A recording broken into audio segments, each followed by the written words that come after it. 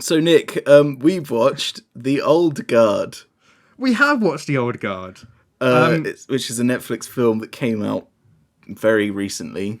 yeah, a couple of weeks ago. Apparently, it's been breaking records for Netflix in terms of like how many people have streamed it in its like Yeah, the I saw equivalent of that an as opening well. weekend, Yeah, which is strange because it's not it's great. not good. No. Well, so before we get on with the review, the story is there's this group of immortal humans who have been around forever, Yeah, except they're not immortal when the plot makes it convenient for them to not be immortal. yeah, And then there's this girl who's in the military and she gets like stabbed in the neck, but then she's fine. And Charlie yeah. Theron finds her and is like, "You're immortal. You're gonna come with us now, or else." And then Oh, yeah. they bum about for an hour, and then there's an exciting climax, and then it ends. Is it exciting that's- though? Well, no, but that's basically the plot. There's Well, no. yeah. So I think they bum about for an hour is just, you could slap that on the poster and it'd be fair enough. yeah. So my initial thought was, like, while I'm watching it, I was like, this is like fucking discount X-Men and discount The Raid / John Wick, but it has neither Yeah. the charm nor charisma or choreography of either. It was just like, what makes Wolverine good is that he's immortal, but he's a very flawed character. Yeah. And what makes him fun and interesting to look at is that you see him through the ages. You also have the perfect counter to him that is Magneto, who can just, send him to fuck off because his entire body's made of metal or whatever. And like what made Logan good was of that immortality running out, which they sort of tried to do in this, but it was just not. Yeah, but the just problem not is interesting. the problem with like the way Old God does it is they start establish like, oh yeah, we're immortal. If we suffer any damage, we just regenerate. And then about midway through, they're like, oh, but then out of nowhere, we might just not regenerate one day. And it's like, Yeah. okay, well, what determines it? Oh, we have no way of knowing. It's random. It's like, okay, well, I see what you're trying to do, but then I can't feel like tension. Yeah. Like that's just the writer decides when people get killed, and there's no way, if it was like, oh, there's a limited number of regenerations. Yeah. That would make more sense because then it's sort of a ticking timer on it. Yeah. But then, At least there was some way to sort of, some indication at least. Yeah, but otherwise just at the writer's discretion. So like you can't be tense over it because there's no, there's nothing you can do about it. There's no way to see it other than when it's convenient for the plot. Also, most like fucking obvious sequel bait in the universe.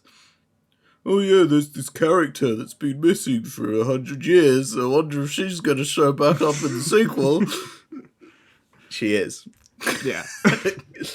I don't know. What did you think of the fights as well? Because like it's being heralded as like, oh, the fights are really cool. It's like, no, they're not. They're just fucking flashy and boring.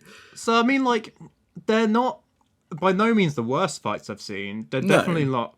See, this the thing. You'd expect if this is like the main selling point of the film is like, okay, there's these immortal people. Let's see them fight.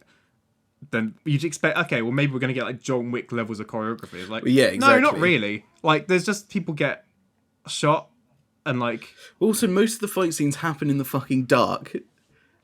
Yeah, I mean, there's the finale isn't, but that's No, yeah. but like there's the big one. Like, oh, there's meant to be one in the church, where it's like Charlize Theron is like, oh, I'll hold them off and you'll know my signal. And she's like, oh, what's the signal? And he's like, oh, you'll know it when you see it. It's like, oh, fuck off. This is the most cliched bullshit ever.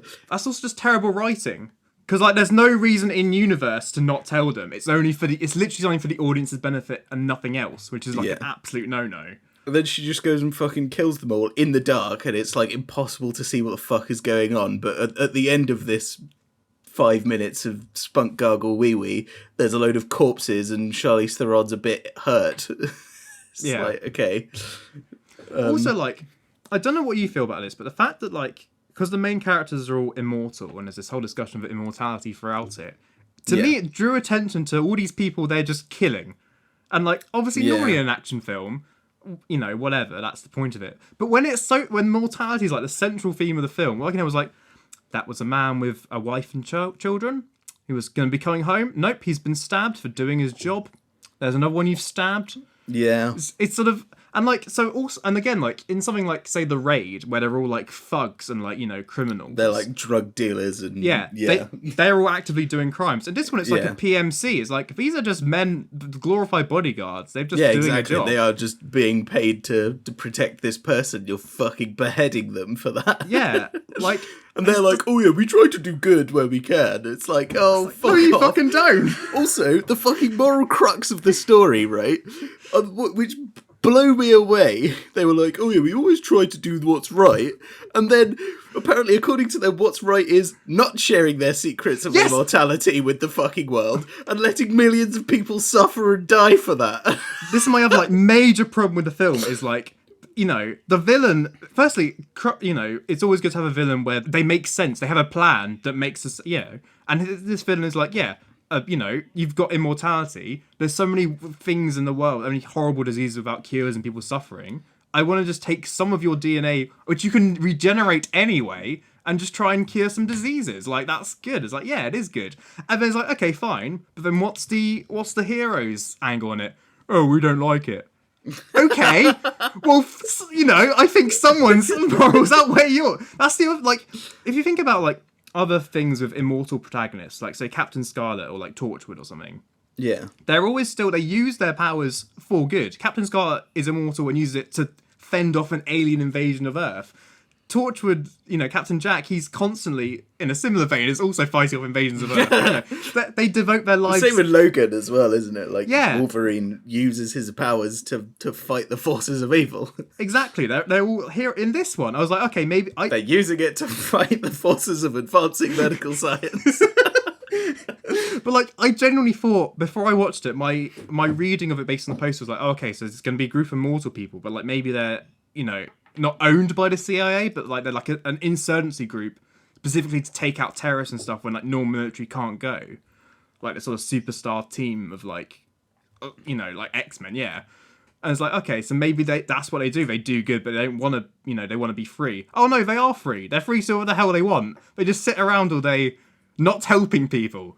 Or no, just killing people, which is you know, relevant to them and to no one else. Not for the greater good, not to stop terrorism or anything, just if it takes their fancy. Yeah. And it's like, how are we supposed to get behind these people? Do you know what else really annoyed me about that film, right? Yeah. It's that, so like, the whole thing is like, they're all, some of them are thousands of years old, some of them just hundreds of years old, whatever. They're all really fucking old, right? And they're all like, oh yeah, we've had all this time, so we're really fucking good fighters. We're all really good warriors, really good at fucking killing people. And she fucking carries around this battle axe, and like some of them have swords and stuff. It's like the only reason this exists is because you want them to have a fucking flashy fight scene where they're running around hitting people with swords when everyone's got guns. But it's like, just use a fucking gun. The amount of times in the film itself they just get fucking gunned down with them running at them with a sword. It's just like, it's almost as if this fucking outdated form of weaponry that's fucking 500 years old doesn't really work against an assault fucking machine gun. For someone who's been present for 1,000 years of advancing warfare, you don't seem to have picked up some of the lessons we've learned along the way. Also, why the fuck was Charlize Theron's accent American? She's supposed to be Greek, right? For fucking 3,000 years old, or however old she was supposed to be, right? And let's put this in perspective. She stayed in America for like 200 years, or whatever it was, because she fought in the American Civil War, which happened, you know, 200 years ago. Right? So she's been in America for 200 years, picked up an American accent. She's been living in Europe for 3,000 years, but still has the American accent. Well, that's how strong the American accent is, you know? Just overwrites thousands of years of linguistic adaptability. Yeah. But also, all of the other fucking dudes, like there's the French bloke, and then the, God, what was he? He was like Arabic, wasn't he? Or something like that, because he was Palestinian or something. They've still got their fucking accents, and the other bloke's still got his accent, and he was French as well. And it's like, why have they kept their accents? But then because they fucking live in America, they're also fucking thousands of years old. But no, she went to America for a couple of years, and now she's American, even though she's the oldest. I don't know why that triggered me so much, but it really did. I mean, that was my main problem with the film, but still, you do you. It just annoyed me. I don't know why. Also, like the weird turning point towards the end of the film, like when the new girl, the soldier, when she's like, I thought this was perfectly fucking reasonable. When Charlie's just like, oh, here's your gun. Come and help us murder these fucking innocent dudes. And she's like, you know what? I'm all right. I may have a limited time with my family, so I'm going to use that limited time with my family to see my fucking family. And before they grow old and die and I don't. And I was like, you know what? That's very fucking reasonable. That's exactly what I would do. Spend as much time as humanly possible with them before they die. Yeah, you've got all the fucking eternity to be on your own. Go use your, like... Exactly! And then, for some reason, that makes her a fucking bad guy. And Charlize Theron's like, oh, well, if you fucking have to, goodbye. And then, the American soldier then fucking shows up later, kills a bunch of innocent dudes, is like, oh yeah, I'm on your side now. And it's like, what? It was so confusing. Like, why? It's like, that's such a perfectly reasonable request. Oh, that film is something else. Also, like, so again with like going back to like immortality and other things, like when Captain Jack from Torchwood gets killed, like he's out for a good like maybe an hour or so. Like he's out of action, so there's still some threat to him being taken out. In Old Guard, they get taken out and then it's literally like a minute and then they're back up again. Well, like, that's the same with Wolverine though, isn't it? I mean, I guess, but like, it's so even less tension in the fight because at least like Captain Jack can then be very easily captured in that hour. Well, they basically just have like a cigarette break, the equivalent of in the Old Guard, and then they're back up and it's fine. The people haven't even left the room yet. Yeah. Well, I did say like with their lady who got captured and like drowned in the iron coffin kind of thing. Yeah. That was probably the best part of the film. Yeah, I think because so. I think that was the most emotionally engaging part, at least, because that's the like one hang up. If you can't die, you can be tortured endlessly. And I was like, okay, that's something at least vaguely intelligent they can do with it. And that's something Torchwood did a lot as well, Captain Jack. And like they worked out like, oh, if he can't be killed, then we can capture him and like keep him imprisoned in a way that he literally can't get out of. Yeah. And like in one of them, like they basically blow him apart and then like they solidify what's left of his body in like a concrete block, and it's like even if you regenerate, you're encased in concrete, you can't go anywhere. Just to bring back the preamble, that's the same with Avatar though, isn't it? When Admiral Zhao captures him and he's like, I'm not going to kill you because if you kill you, the Avatar cycle will just rebirth you somewhere else and I'll have to find you all over again. It's like, I'm just going to keep you here forever. Until we win this war, and then I can fucking kill you. It's like, okay, that's fucked up. Well, even then, it's just like, oh, you're just chains on a wall, and it's like, you're not going to put like in an iron box or anything. Nope. Okay. No, but but it's that sort of similar. Like that was at least interesting. But I think the reason I just wasn't engaged with it at all is that immortality problem. Like, what makes the Raid and John Wick so interesting is that they, they're not going to die, but they can die. The fact that they are just as squishy and mortal as who they're fighting. And that's why the skill is so much more impressive. Because they're vastly outnumbered, but they're so skilled it doesn't matter. It's an equal fight, basically. Like, especially in the Raid, where you can see him, he's like getting tired, he's getting injured, he's got this fucking slash on his cheek from the machete. He's like, the fucking Raid is so good. But, you feel his mortality. And you feel like there's so much tension there that when he's got this fucking half-dead guy and he's beating the shit out of these other dudes, that corridor scene is amazing as well. But, like, as opposed to this, where they are just immortal, it's like, oh, he gets stabbed, he's completely fine, and they're just up and at it, beating the shit out of these guys who are just doing their job.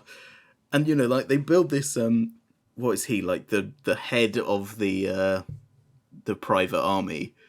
He's like, oh, this big hulking British villain man. And he's like, oh, he's going to be the final boss. And it's like, well, he's not, is he? Because you're immortal and he isn't. And he'll go down like any other chump if you shoot him in the head. Exactly. Which they do. Spoilers. We've spoiled loads of this, so it doesn't... That's the other thing. You're like, can you spoil something where everyone's immortal? Yeah. And it's just like, fucking hell. I don't know. I just wasn't interested at all, really. It's not horrendous. No, I mean, but I'm not fussed. It's not terrible, but it's in no way good. It's like Yeah. straight down the middle for me. Yeah, definitely. I'll probably never watch it again. You're not missing anything by not seeing it. If there's, I would never watch it again. If there was a sequel, I wouldn't bother. Yeah. You know, whatever. Unless in the sequel they're like, oh, conveniently they all died at the same time because we decided they would, and now here's a new group of immortal. Which is just silly, but possible. Yeah, that's the thing. That is a perfectly valid thing in this universe, apparently. Yeah. Even if they had, you know, like, every time they die, it takes a little bit longer. But it's like the opposite happens. It's like, oh, it took so long the first few times. And it's like, fuck me. You should do it the other way around. Like, you know, the older you get, the longer. Like, exactly the same that would make as what more they do sense. in Wolverine. Yeah. Like, that's how he dies, because he just takes him so long to heal that his body just then dies. You know, it's like, that's... but that would be a way around it, to at least put a timer on it. You know, some sort of thing. I think what we've concluded here is, if you ever have the urge to watch The Old Guard, just watch Logan instead. That's my advice. But you may as well, because Logan is so much better. Yeah. Okay, let's move on then.